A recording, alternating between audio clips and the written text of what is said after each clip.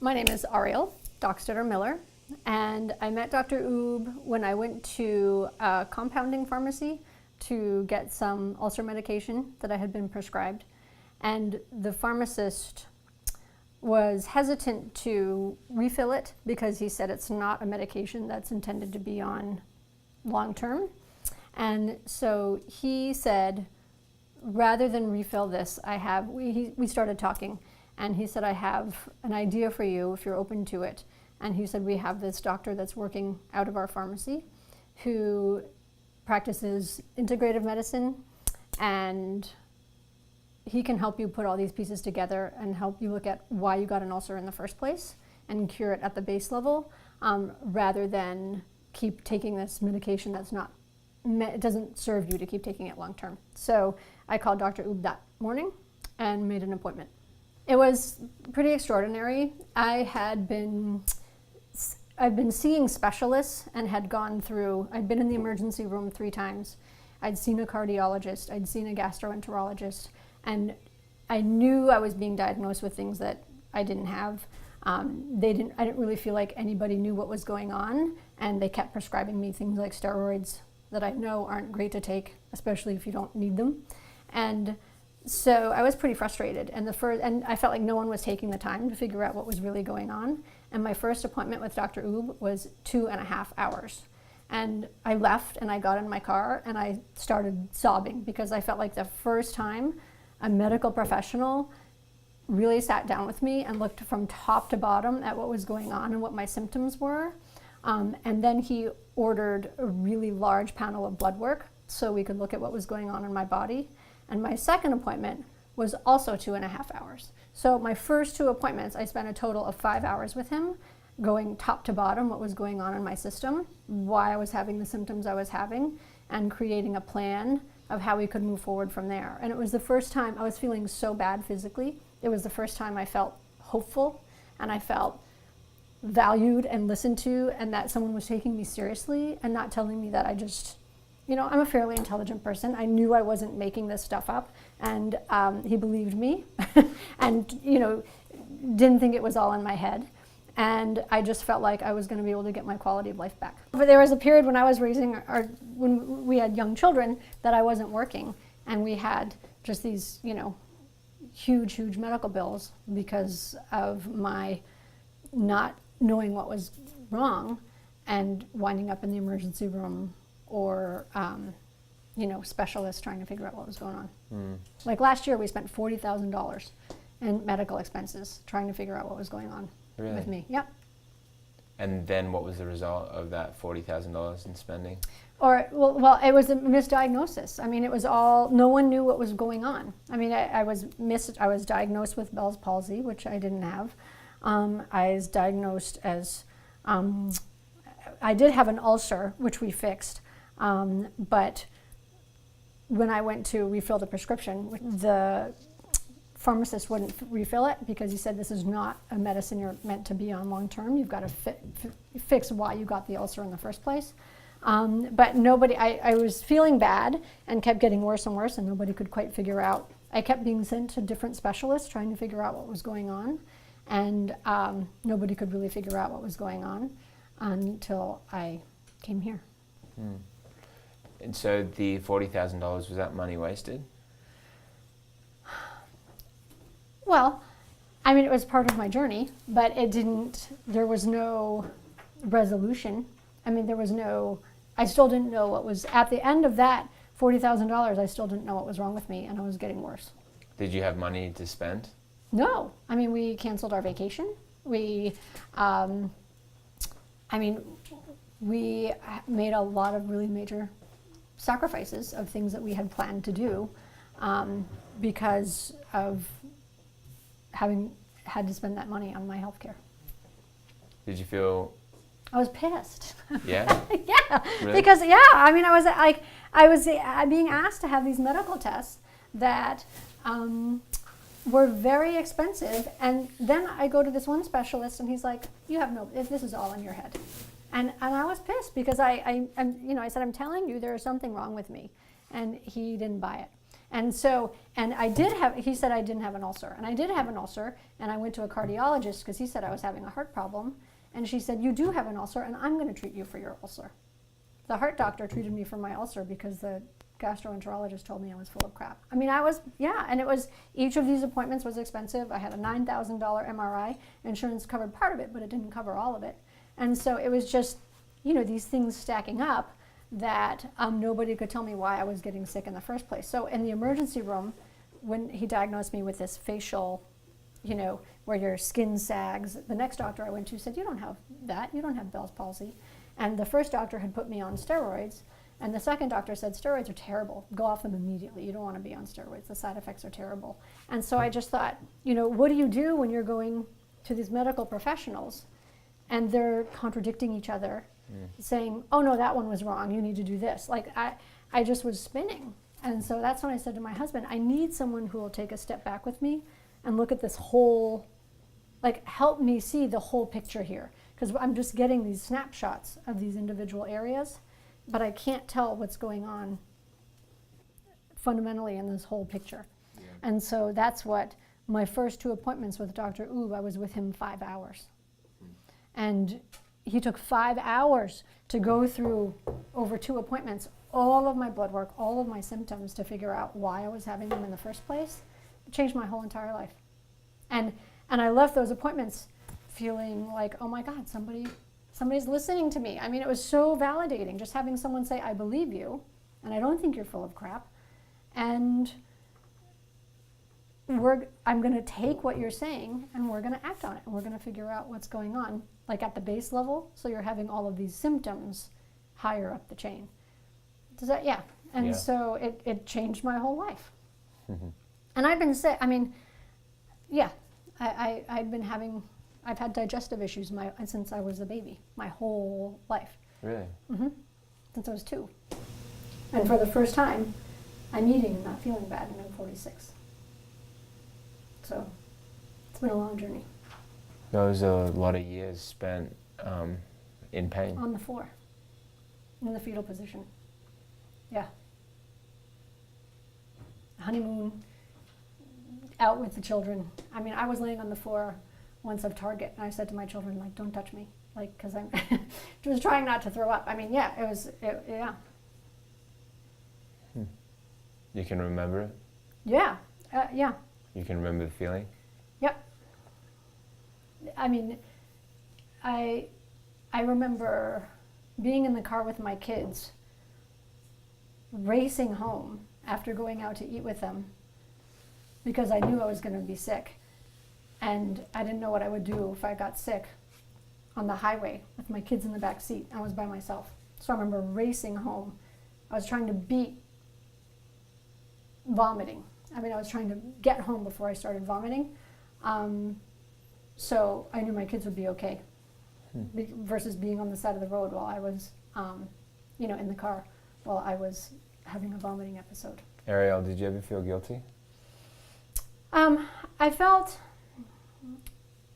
Sure. I felt like we would go to birthday parties, and I just wouldn't, I was really careful. I wouldn't eat.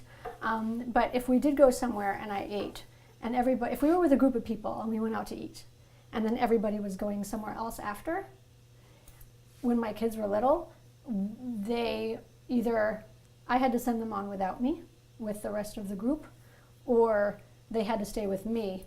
It usually took an hour and a half for me to be sick, and then we would meet up with the group after. So they missed a lot, and my kids are incredible, and so they never said, Mom, we want, they were really careful about not making me feel bad, but if my husband travels a lot, and my daughter has sat with me through many a vomiting episode, and brought me washcloths for my face and things if my husband's been on the road.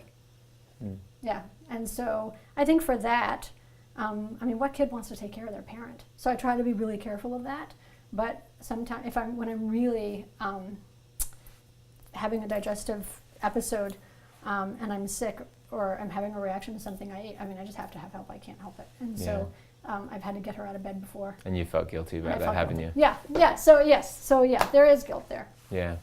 And I've tried to be really conscious about it, but there have been times where I've had to ask for help, and I have guilt about that. And I think it's because both my parents died young, and I had to, my mom lived with me, and I had to take care of her when I had 2 young children, and there were times I think I resented that, even though I didn't, and I just made the commitment like that wouldn't ever be my kids having to take care of me. Yeah. And that hasn't, there are times where I've had to ask for help. That was hard for you, wasn't it? Yeah. It was so hard for you to ask for help. Yeah. So hard. Yeah, that has been hard for me to ask for help. I would definitely not show how bad I was feeling. Yeah. Yeah. Versus asking for help. I would try not to let on how bad I was feeling. So I wouldn't have to ask for help. Yeah. Because I wanted them to be able to be kids, right? I didn't want them to have to. Yeah. You lost your parents kind of before their time, in a sense, right? Yeah, they were both pretty young. My dad was in his 50s. My mom was in her 60s. Oh, wow. They both died of cancer. Which is why I've been so committed to changing this whole pattern of disease in my family for my kids. That's a lot to go through. I mean, that's very sad. I mean, losing your parents to cancer so young. Yeah, it just for me, it just reminds me of why we're doing this and why we're creating this documentary. It was The Truth About Cancer I don't know if you heard about that documentary. Oh, okay. So I was producer on that. Kraus was working on cameras on that as well, editing as well. Oh, wow.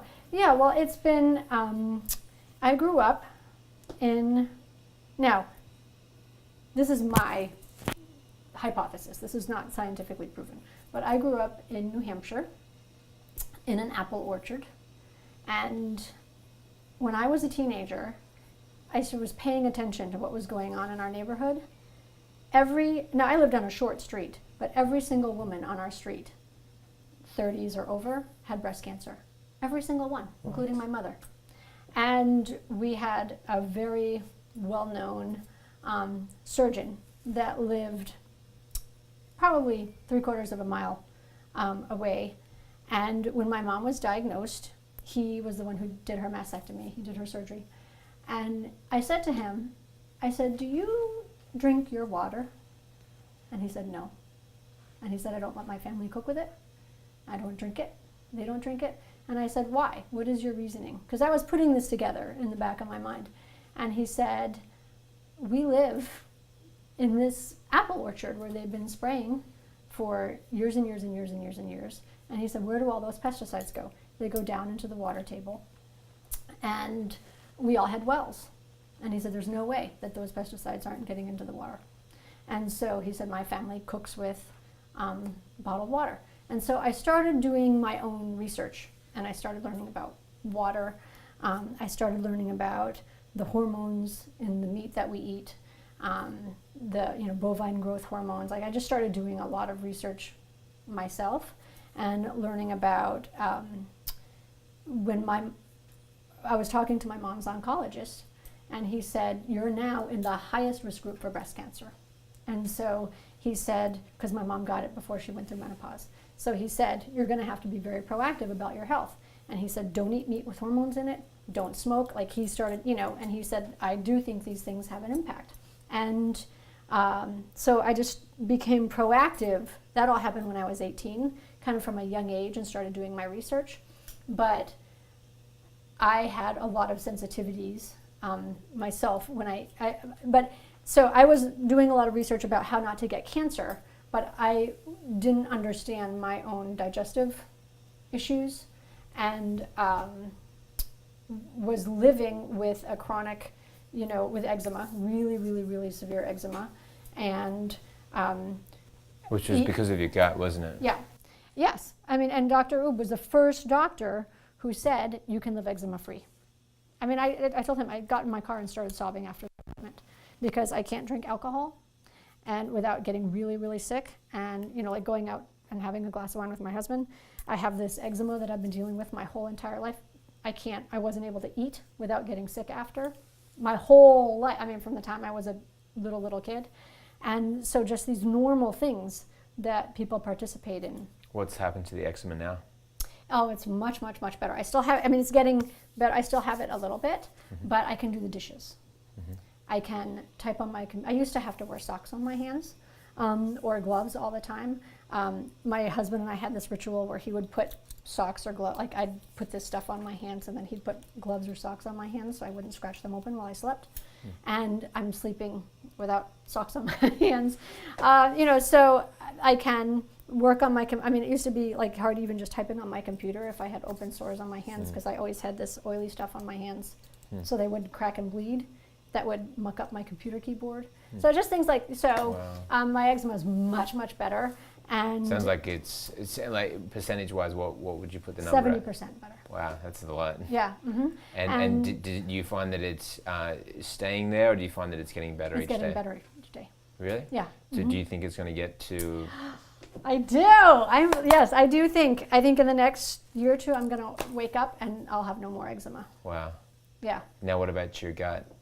How's your ulcers in your gut right now? I'm eating and not getting sick. And I'm not having I was having last year, I thought I was having a heart attack because I was having these really severe burning episodes where I get this burning feeling, this hot squeezing burning feeling in my chest. And I did. I thought I just was like, I went to the ER saying like, I think, but it was more presenting. It was like in the middle of my body. It wasn't over here. It was like in the center of my body. And I said, I'm having this like burning, like I'm being stuck with a hot poker in the middle of my body, right in the center of my chest. And it was the emergency room doctor who said, it's not cardiac, you have an ulcer. And then she sent me to the gastroenterologist who said it was all in my head. But the cardiologist said it is an ulcer and I'm going to treat you for it if he won't treat you for it. And but the thing that I learned about ulcers is if you don't treat why you have them in the first place, they just keep coming back. And so it was the pharmacist when I went to refill my medications who said, this isn't meant to be on long term, and you really need to look at why you got this ulcer in the first place, otherwise it will keep coming back. And that's how I learned, he told me about Dr. U. Wow. So I'm eating, and those sensations have stopped entirely, but more importantly, Heather is working with me to teach me about what I can eat that I don't feel bad after. And so I'm really eating, I pretty much was eating smoothies, soup, what I was eating was so narrow that now I'm introducing new foods into my diet that I'm not feeling bad after I'm eating, and is kind of revolutionary for me. And so it's like I'm learning how to eat again. In elementary school, they called my mom and said, why is she hiding? She's hiding every day in the bathroom instead of going to lunch. And my mom said, who's making her drink milk? Because when I drink milk, if anybody ever wanted to torture me, they would make me drink milk because it makes me feel, I drink milk and I get really, really, really sick. And I had an elementary school teacher say, you will not leave this table until you drink your milk. And I told her, I was like hysterical. And I said, please do not make me drink this milk, because if I drink this milk, I am going to get really, really sick. And I don't want to throw up in front of my friends. And so I drank it and I threw up and hid in the bathroom as long as I could and just didn't have lunch until someone found me and called my mom. And my mom knew instantly. And she went to the school because my mom was allergic to milk and said, she would have blasted that teacher. Yeah. And she said, this will never happen again. Like she will never have to drink milk. But it was that I told the teacher that it made me sick and she didn't believe me. Yeah. And now I own a school. I own a private school. And I attract a lot of kids with food allergies. You own the school? Mm-hmm. Yeah, I started a private school. And it just so happens that we have gluten-free toasters and a gluten-free oven. And whenever we have any kind of event, we have food that people bring, traditional food, but then we always have a table of gluten-free and vegan food. And I attract a lot of kids with food allergies. And I think moms find out about me, and I take it really seriously because of my own story. I would never, ever say to a kid, if they say like, oh no, thank you, like this whole finish your plate, I'm like, baby, you don't want to finish your plate, you just leave that food right there. If you're full and it's not going to make you feel well. And we have a long lunch period because when I was in high school, we had 15 minutes to eat lunch. And I'm a very slow digester. I mean, I have a hard time digesting my food. So when I eat really fast, I get sick. And so we have a long lunch period so the kids can eat and take as long as they want. Yeah. What does it mean to you that you're able to help the children that and help them the way that you would have wanted to be helped? I think, and I'm sure this was so part of my process in starting this school, but I think I'm giving them what I wish I had had myself. Mm-hmm. And I think that's healing for me, to be able to provide them what I wish I'd had. I mean, when they tell me something, I believe them. If they say it makes me feel bad, I'm like, okay. And so now how do we move forward from there, knowing that? But yeah. And so it's healing for me to be able to provide for young people what I wish I'd had for myself. Wow. So I listen. I mean, I do. I take the time and I listen. Amazing. Did you get us to where your gut issue is now? Where did you say you're at? I see crosses on your boots. You got a Christian background? I was raised a Christian. I have a divinity degree. I have my master's in divinity. But I have studied a lot of different religions. I've studied Buddhism. I've studied Native American philosophy. I've studied the Sikh religion. So I kind of, like at my school, we have students who are Muslim. We have students who are Jewish. We have students who are Christian. We have students who are Buddhist, come from a Buddhist background. And so I say, if it is your faith and it fills your heart with hope and joy and allows you to live soulfully on your path, great. And I don't need. And did you find that your own kind of faith, whatever that is, right? Did you find that was helpful for your healing? Did you incorporate that, or was that something separate? Hugely, yeah. So I mean, I do consider myself a person of faith. Yeah. And last year, I mean, yes. So I am a prayerful person. I pray a lot. Did you ask God for answers with your But problem? Last year, I was like on my knees praying because I thought I was dying. I mean, I really did. I thought, because the problems that I was having were just getting bigger and bigger and bigger. I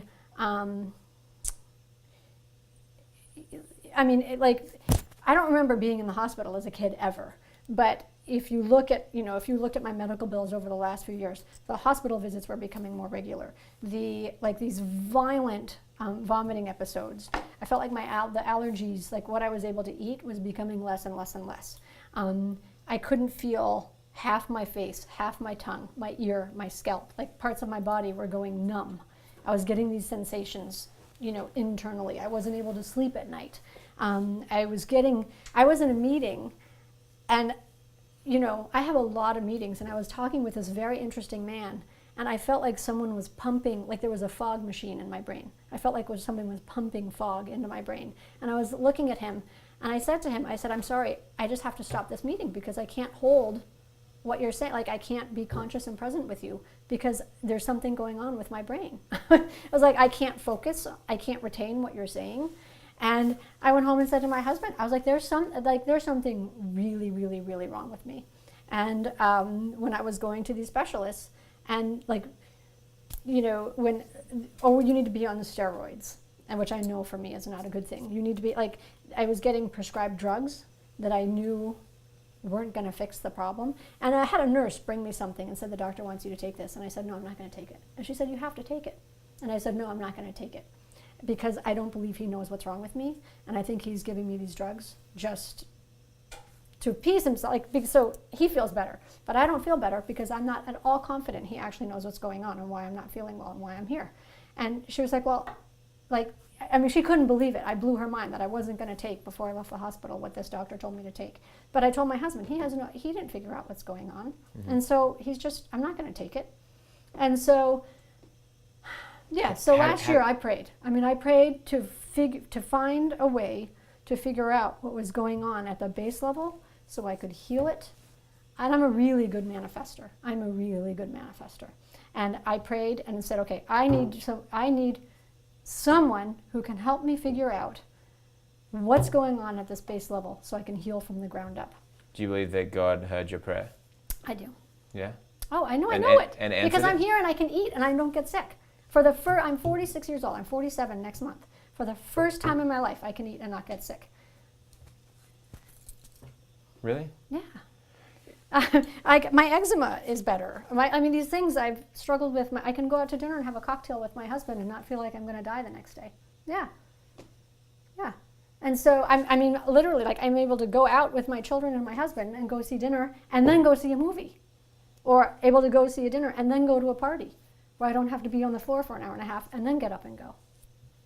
I maybe go through one box of tummy tea now every 3-4 months, where I was probably going through a box a week. Like this tea that settles your stomach after you eat. I was drinking mugs and mugs and mugs a day. Because it just settled my stomach a little bit. And could, anything to keep me from vomiting. Like I could eat and have that and maybe not vomit. Yeah. So I just think this is amazing because you go through all these different things. You try so many different things. You go to conventional medicine. You invest lots of money. You invest $50,000. You get all these false hopes. You get people calling you hypochondriac. All these like insults, put downs, which just remind you of when you were a child. And so you're just going through this torment, physical, emotional, mental. You were just getting hit from every angle. And then now you end up on your knees, like you physically actually got down on your knees and prayed, like, and you said, God, what'd you say? Well, I felt led.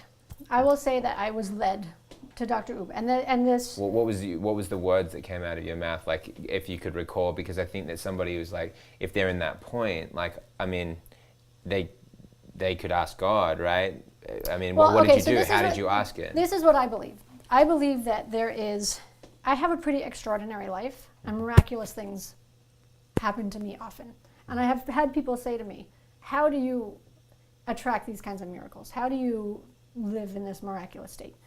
And Seems like you asked for them. Well, this is my thing. I believe I'm a prayerful person. I believe that I talk to God or my own version of divinity as a person of faith, and I get talked to back. And so I've learned how to listen to how the universe, when I'm in alignment with this higher vibration in my life, amazing things happen to me. And I really believe it's because I've learned how to be still and hear what is said back. So I believe I talk to God, and I believe God talks back to me. And so last year I felt desperate, and I thought I thought I was dying, because what I really felt was I'm headed for grave illness. That's what I felt. I felt like I'm going to be diagnosed with MS or something really major that if I don't fix this, I'm not going to be able to come back from, or cancer or something like that, because these symptoms are just getting worse and worse and worse. I'm sleeping less and less and less. My anxiety is getting higher and higher and higher. And the symptoms were just compounding. And for me, when I started going numb, like there's a metaphor there for me, a spiritual metaphor. When you start going numb, and your body, you can't feel your body. I was like, how is that a way to live where you can't even feel? Like if my husband touched my face, I couldn't feel it. No, I didn't want to live like that. And so when I prayed for a solution that would help me figure out this base foundational level, so anything I built on top of it wouldn't crumble. Because if the foundation isn't solid, whatever you build on top of it will crumble when the foundation cracks. And my foundation had some big cracks in it. I mean, when I started going numb and losing sensation, whole parts, I was biting my tongue when I ate, because half my tongue was completely numb. I couldn't feel it at all. So I had these sores on my tongue because I was biting my tongue because I couldn't feel it. So when I went to get this prescription refilled, and this pharmacist said, I'm not going to refill this for you. For me, that was divine. Because I said to him, well, tell me what to do. And he said, I can't tell you what to do. But he said, I can tell you that you're putting a Band-Aid on something that is going to be a lifelong problem for you if you don't look at why you're getting it in the first place. If you don't look at why you're getting these ulcers in the first place. He said, you'll have them forever. And he said, we have this doctor who practices functional medicine out of our pharmacy. I'd like you to introduce you to him. And so he took me to meet Dr. Ub, and Dr. Ub wasn't there. But he gave me his card, and I got in my car and went to my office and called him.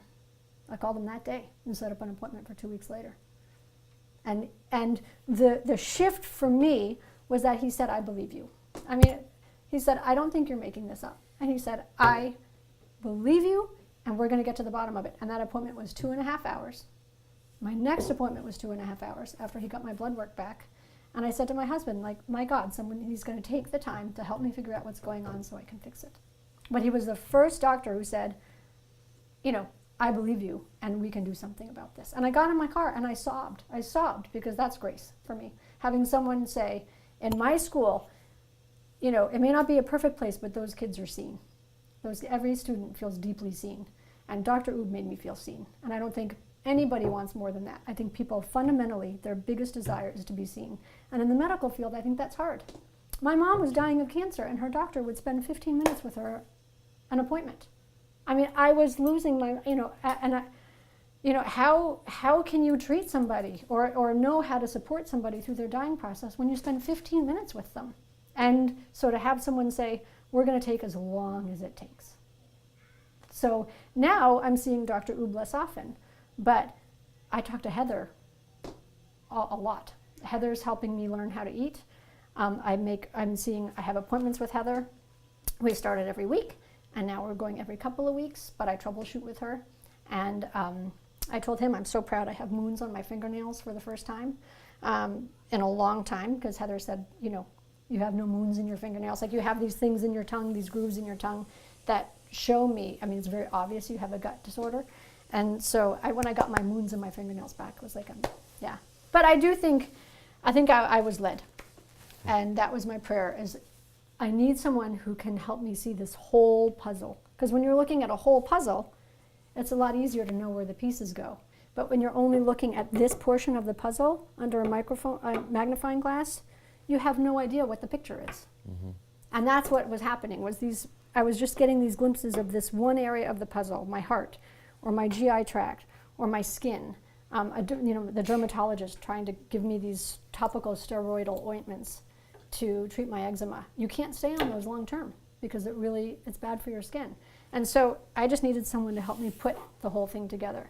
And, you know, like Dr. Oob said, you're really anemic. You need iron. As soon as I started taking iron, you know, I felt a lot. I mean, I felt better very quickly. And after I started doing the infusions, the vitamin infusions, because Heather said, you know, you're taking these supplements, but your gut isn't healed, so you're not ingesting them properly. You need to do IVs. 24 hours after my first IV, I could feel my face. Like the next day, I woke up and I was doing something. I was like brushing my hair or blow drying my hair, and I brushed my cheek and I was like, oh my God! It's like, I can feel my face. I put my earring in that day. I could feel my ear. Yeah, I mean, after 24 hours after my first infusion. Yeah. Right. Oh, I was in my bathroom. Oh, I was jumping up and down. Yeah. I was literally like, I was doing something and I went like that and I was like, oh my God! I was like, I can feel my face. Yeah, no, I was yelling. The thing about my body is it responds really quickly to what it loves when it's getting the right treatment.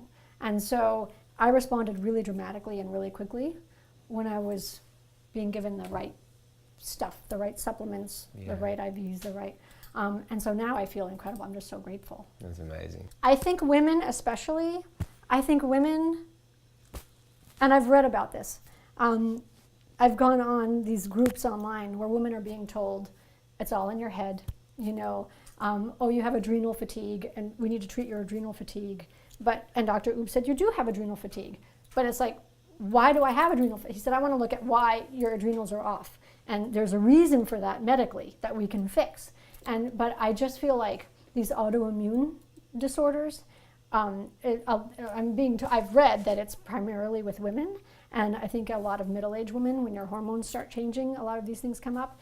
And if there's one woman that watches this and is being told that it's in her head and can hold on to what she's really feeling and seek the right treatment and figure it out, my process will have, it will not have, all of that pain will not have been in vain. Really? Oh, yeah.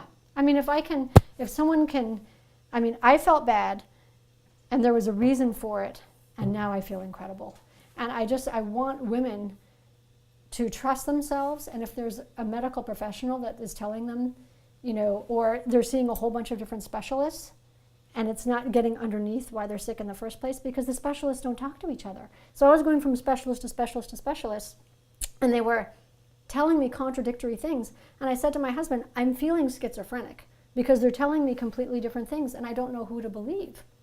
And so if there's, if people watch this and say, oh my gosh, like I'm having these things and they really are real, and I'm going to stay with it until I find a practitioner who sees me and believes in me and who's going to get underneath what the symptoms are and find out why they happen in the first place, that 44, 45 years of, feeling bad and not being able to eat and feel well, it will have had its purpose. If you can learn from it, then I feel like that's not all in vain. It wasn't in vain. And so that's my hope is, if people can learn. I think storytelling is incredibly powerful. And I use it in education all the time. And so if someone can hear this story, and if someone's in pain, I would say, I believe you, I see you, and don't compromise or give up until you find that medical professional who believes and sees you too, and will help you get underneath the symptoms and figure out what's going on. Yeah. And it took me a long time, but I didn't give up. And it's because of my husband and my children. I have an incredible family, and I want to grow old with my husband, and I want to be there for my kids. I want to see my grandchildren be born. And for the first time last year, I was really doubting that might happen, so my own faith and my love for them was like, okay, whatever this is, I'm just going to have to do it. And so when, this whole model for me of you pay a monthly fee and then you can call or email or text when you have something come up and get an automatic response. I woke up one day and my lymph nodes were all swollen in my groin. I had, I was like, there's something going on. And I had my facial numbness come back, and I texted Christy, and she was like, oh, we're doing this today, and you're going to get blood work today. So Monday morning, you're going to be Dr. Oob's first appointment. To get that kind of response, that's incredible. And so I love this whole where you pay a monthly fee, but then you get as much access as you need for your own health and wellness. Does that, that for me, that's revolutionary. So I talked to Heather, I was talking to her weekly, or like this, she said, I'm here if you need me. Just that, for me, was a whole different level of peace. Because it's like, oh, if I need the access, I have the access, versus only being seen when I was sick. I think being seen when you're well and feeling well, I think that there's a real power there too, versus just being seen when you're really, really sick. So I love this model of, you're getting the subscription and you have access to these things and you can use them as you need them. And so, I was coming weekly for a while, and now I'm coming every couple of weeks. And I think that there will be a point where I only come every couple of months. But being able to have the support at the front end when I really, really need it, that's huge. Versus having to, pay for every single appointment. It's a different model, but I think it's revolutionary. Speak to the woman that's watching and tell her what you needed to hear about having your voice heard. And this person that is watching is a person out there, and they're going through what you're going through. They're not being heard, they're not being listened to, they're being made to feel like hypochondriac by their loved ones, by their doctors, by all these people. I just want you to talk to that person. What do you want to say to that person right now? Okay. I will say, sweetie, if you aren't feeling well, and nobody knows your body better than you. And if you're not feeling well, if you're having chronic pain or chronic issues, I want you to know I see you, I believe in you, I revere you as part of the sisterhood, and not to give up. Please, please, please don't give up until you find that person who will work with you and help you look at why you're having the symptoms you're having and help you create a plan for yourself to get back to health, because you can do it, because I've done it. I thought I was dying when I started, and now I feel incredible and I'm doing really well. It's a path, it's a journey. I'm still on that journey, but just do not give up, and don't let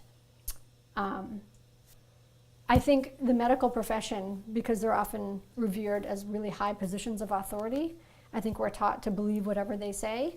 But if someone tells you something and it's not ringing true for you, keep going. Like, keep going until you find someone who will take the time. And for me, that was the key, is finding someone who will take the time to figure out why you're feeling bad. So just don't give up. Don't give up.